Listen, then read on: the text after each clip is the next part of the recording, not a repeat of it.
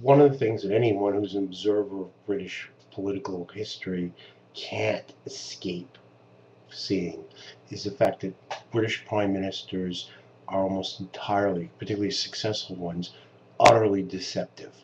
They're complete lies about who they really are.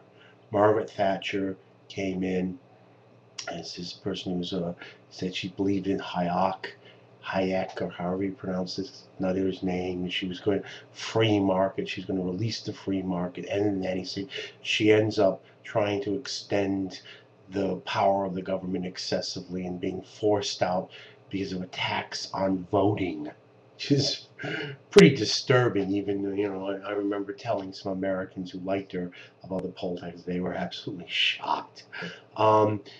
Tony Blair comes in promising to be this young, fresh breath of, everything. When he came in, he ended up being a neoconservative. Um, the fastest way to get wiped out in British politics is to be honest about who you are. Major and Brown were probably the most, straightforward about actually who they really were. And the British public seems to demand this type of deceptiveness and duplicity and reward it. And Tony Blair and Clegg are probably the most example. Clegg, actually, as a politician in some power, is absolutely nothing like what he said. I mean, his entire running policy was an utter deception, and the whole policy of getting votes seems to be a complete lie.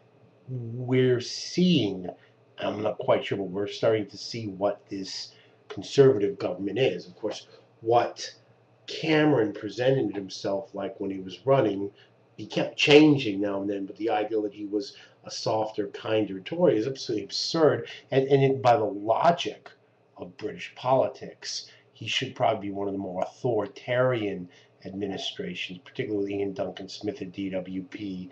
And I think what we're going to see over the next few years before this government breaks down and then collapses and is replaced either with a Tory government or a Labour government comes in, is going to be more violence like this.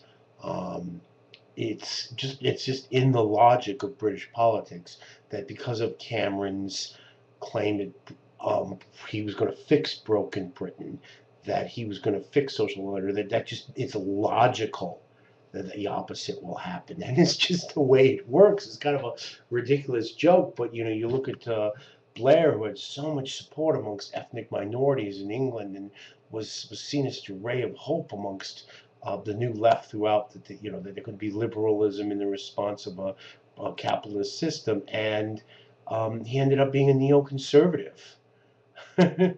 So, you can almost, one of the things you can definitely guess is that the kinder, gentler Tory image that Cameron tried to present means that he will probably oversee one of the more authoritarian, brutal, and I would predict probably a very disruptive period in British history that most people would be very happy when it's over.